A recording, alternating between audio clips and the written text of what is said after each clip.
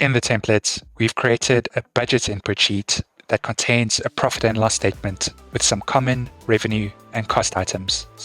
A duplicate P&L is set up in the actual sheet of the template. Within these two sheets, budgeted and actual values can be manually hard-coded for each item.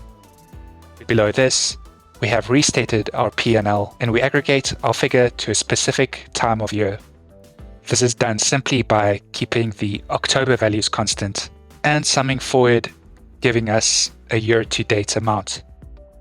Next, to calculate the variance, we have to integrate actuals with the budget. In the variance analysis sheet, we make use of a column structure to compare the budgets directly to the actuals for expense and revenue categories.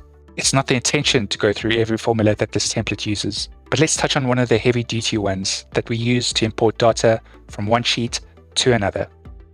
So to do this, we make use of the index match formula, which pulls the relevant data from the P&L statements into respective columns. You can think of the index as a map that contains the figure that you are looking for, and the match function as a GPS, which uses these index values as the row argument, and the month we want to look into, in this case, October, as the column argument, where the lookup array is the end of month period in the main template timeline.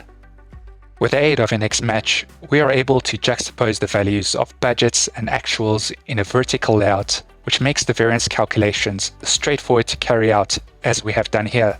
Variance for revenue items are determined by taking the actual figures and subtracting them from the budgeted amount. Costs, meanwhile, are the budgeted figures minus the actuals. But not all variances are bad, and they can actually be classified as either favorable or unfavorable.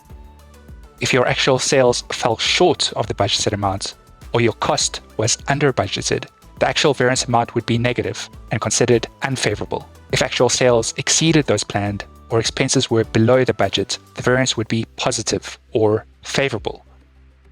As we have set this up in a P&L, we can generate variance reports in relative terms as a percent of sales, as well as absolute figures for each line item. It's a good idea to use conditional formatting to highlight the variances you have calculated here, given the confusion that arises from favorable and unfavorable variance. Note also that not all variances are significant, and marginal amounts should be considered as no more than noise. For this reason, the template has incorporated a minimum threshold variance, set here to 1%, which means that should variance fall below this percentage, it won't be reported. This threshold can be set in the dashboard of the template.